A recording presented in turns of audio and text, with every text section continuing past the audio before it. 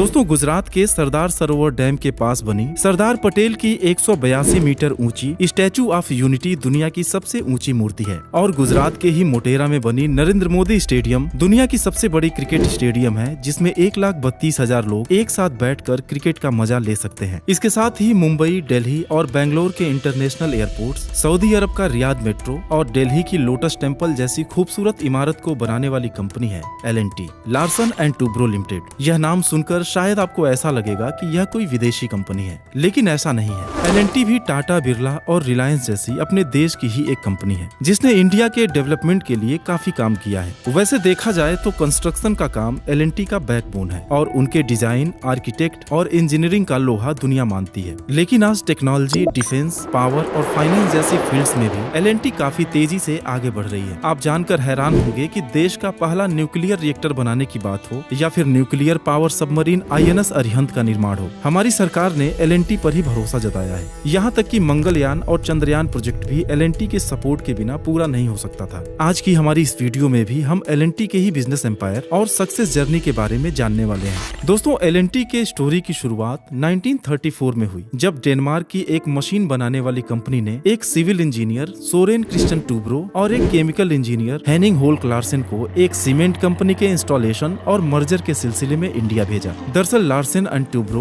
दोनों college friends थे। जब 1939 में सेकेंड वर्ल्ड वॉर शुरू हुआ तो डेनमार्क पर जर्मनी का कब्जा हो गया और ये दोनों दोस्त वापस नहीं लौट सके। इंडिया में ही रिफ्यूजी की तरह रहने लगे और यहीं रुककर कोई बिजनेस स्टार्ट करने का फैसला लिया। लेकिन उनके पास ज्यादा पैसे तो बचे नहीं थे, इसलिए मुंबई में एक छोटे से रूम से उन्होंने एक पार्टनरशिप फर्म के रूप में L&T की शुरुआत की, जिसे 1946 में एक प्राइवेट लिमिटेड कंपनी में कन्वर्ट कर दिया गया। चूँकि इंडिया में भी अंग्रेजों का शासन था, इसलिए हम ज्यादातर सामानों के लिए यूरोपियन कंट्रीज पर ही निर्भर थे। लार्सन एंड टूब्रो इंडिया की जरूरतों को अच्छी तरह से समझते थे और बिजनेस कैसे करना है ये भी उनको अच्छी तरह से पता था। वे कई यूरोपियन कंट्रीज के एजेंट बन गए और लोगों के रिक्वायरमेंट्स के हिसाब से सामान का इंपोर्ट करने लगे। डेनमार्क से भी डेयरी से रिलेटेड इक्विपमेंट्स मंगाकर वह इंडिया में सप्लाई करते थे। वार का समय था, जिसकी वजह से काफी सारे शिप्स डैमेज हो गए थे, जिनके मरम्मत की जरूरत थी। लार्सन एंड टूब्रो को इसमें भी एक मौका दिखा और छोटा सा वर्कशॉप खोलकर शिप रिपेयरिंग का काम भी शुरू कर दिए। लेकिन इस काम को उन्होंने अपने कोर बिजनेस के साथ मर्ज नहीं किया, बल्कि इस ऑपरेशन को हैंडल करने के लिए उन्होंने हिल्डा लिमिटेड नाम की एक सेपरेट कंपनी बना दी। माना जाता है कि टाटा ने ही L&T को इंस्टॉलेशन के फील्ड में उतरने का मौका दिया था, जिससे उनकी किस्मत बदल गई। दरअसल टाटा ने किसी जर्मन कंपनी को एक सोडा ऐश यानी कि वॉशिंग सोडा प्लांट लगाने का ऑर्डर दिया था, लेकिन वर्ल्ड वार की वजह से जर्मन इंजीनियर्स ने इस प्रोजेक्ट को छोड़ दिया और टाटा ने इसी काम को L&T को सौंप दिया था। अब L&T के हिसाब से तो यह एक बड़ा काम था और उससे भी बड़ी बात यह थी कि उन्हें टाटा ग्रुप के साथ काम करने का मौका मिल रहा था। उन्होंने इस मौके का पूरा फायदा उठाया और अच्छी क्वालिटी के साथ इस प्रोजेक्ट को समय से पहले ही पूरा करके दे दिया। पूरे देश में L&T की तारीफ होने लगी और उन्हें और भी प्रोजेक्ट्स मिलने लगे। दोस्तों, L&T ने सिविल कंस्ट्रक्शन को फर्स्ट प्रेफरेंस पर रखा और इंजीनियरिंग कंस्ट्रक्शन एंड कॉन्ट्रैक्ट्स यानी कि ECC के नाम से एक अलग सब्सिडरी बना दिए, जो आज भी L&T की मेन कंस्ट्रक्शन डिवीजन है। और ECC के द्वारा बनाए गए पहले पुल की कहानी बड़ी ही दिलचस्प और फिल्मी है। दरअसल 1957 में एक अमेरिकन प्रोड्यूसर सैम स्पीगल की एक फिल्म आई थी, the bridge on the river Kwai. असल में उस फिल्म में दिखाए गए लकड़ी के पुल को बनाने का कॉन्ट्रैक्ट ECC को मिला था, जिसे बनाने में लगभग 8 महीने का समय लगा और इस पुल को डायरेक्टर डेविड लिन की टीम द्वारा उड़ाने में सिर्फ 30 सेकंड का समय लगा। शुरुआत में इस पुल को बनाने का बजट 8 लाख रुपए था, लेकिन इस पर 16 लाख रुपए खर्च हो गए और जब सैम स्पीगल ने एक्स्ट्रा लगे पैसे का पेमेंट करने से मना कर दिया, तब सोरेन टूब्रो को समझौते के लिए श्रीलंका जाना पड़ा। लेकिन सैम स्पीगल उन पर भी चिल्लाने लगे और बोले कि एक पैसा एक्स्ट्रा नहीं मिलेगा। तब टूब्रो ने बड़े प्यार से बोला कि तब आप क्लाइमेक्स के लिए पुल को उड़ा भी नहीं पाएंगे और कोर्ट का स्टे ऑर्डर उन्हें पकड़ा दिया। कुछ दिन तक शूटिंग रुकी रही और अंत में हार मानकर सैम स्पीगल ने पूरा पेमेंट किया। और जानते हैं दोस्तों, इस फिल्म ने ऑस्कर अवार्ड जीता और 1957 की हाईएस्ट ग्रॉसिंग फिल्म बनी। भारत में कामयाबी को देखकर देश विदेश की बड़ी बड़ी कंपनीज L&T के साथ काम करना चाहती थी। आजादी के बाद कंपनी ने अपना एक्सपेंशन करते हुए कोलकाता, चेन्नई और दिल्ली में भी अपना ऑफिस शुरू कर लिया और 1950 में मुंबई के पवई इलाके में IIT मुंबई की स्थापना के लिए जब सरकार ने जमीन एक्वायर किया तो L&T ने भी आसपास के जंगल का खाली पड़ा 55 एकड़ जमीन खरीद लिया। चारों तरफ दलदल और कूड़े का अंबार था, लेकिन जब L&T ने उस एरिया को डेवलप करना शुरू किया तो सैकड़ों लोगों को रोजगार मिला और आज पवई की दशा बिल्कुल बदल चुकी है। 1950 में ही L&T एक पब्लिक कंपनी बन गई और कुछ दिनों बाद मुंबई ऑफिस को बलार्ड स्टेट के ICI हाउस शिफ्ट कर दिया गया, जिसे बाद में L&T ने ही खरीद कर अपना हेडक्वार्टर L&T हाउस बना दिया। 1965 में लार्सन और टूब्रो के डेडिकेशन को देखकर डॉक्टर होमी भाभा ने उनसे न्यूक्लियर रिएक्टर को बनाने में सपोर्ट करने के लिए कहा। हालांकि उस दौर में न्यूक्लियर रिएक्टर बनाना घाटे का सौदा था, लेकिन देश की जरूरत को देखते हुए L&T ने फर्स्ट न्यूक्लियर रिएक्टर का निर्माण किया और 70 के दशक में विक्रम साराभाई ने L&T को इसरो के साथ काम करने का मौका दिया। इस तरह L&T देश की न्यूक्लियर और स्पेस प्रोग्राम के साथ भी जुड़ गई और 1985 आते आते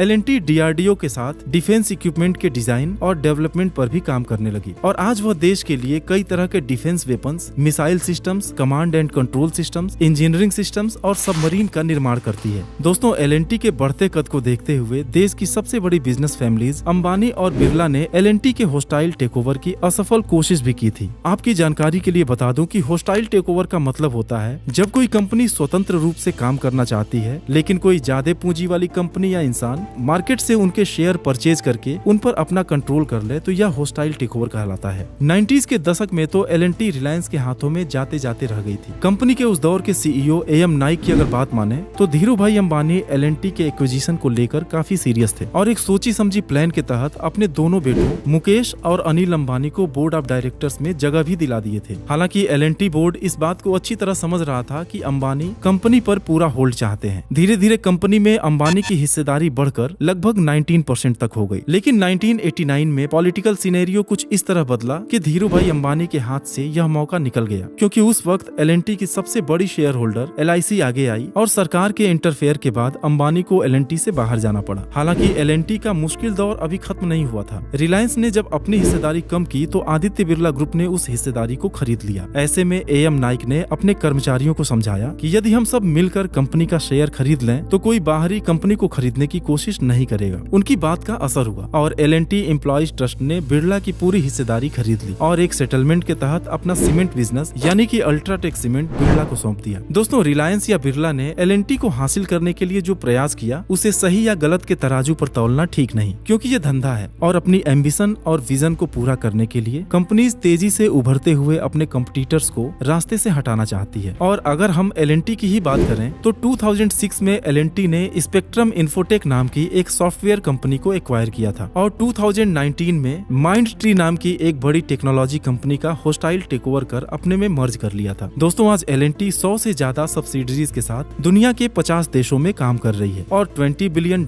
के रेवेन्यू के साथ ही 3 लाख से ज्यादा लोगों को रोजगार देती है। इंडियन गवर्नमेंट $5 ट्रिलियन के GDP का जो टारगेट लेकर काम कर रही है वह इंफ्रास्ट्रक्चर, इन्वेस्टमेंट और मैन्युफैक्चरिंग के दम पर ही पूरा हो सकता है, जिसका सबसे अच्छा एग्जाम्पल चाइना है, जो पिछले 30 सालों में ही हमसे 5 गुना आगे निकल गया। लेकिन आज दुनिया भर में चीन के खिलाफ बने सेंटीमेंट का फायदा L&T हमें दिला सकती है, क्योंकि दुनिया भर के बड़े बड़े प्रोजेक्ट्स को सक्सेसफुली कंप्लीट करके उन्होंने अपने आप को साबित किया है। अब दोस्तों, लार्सन एंड टूब्रो के बिजनेस एम्पायर को एक वीडियो में समेटना बहुत ही मुश्किल है, लेकिन वीडियो के आखिर में L&T द्वारा कंप्लीट किए गए कुछ प्रोजेक्ट्स को देख लेते हैं।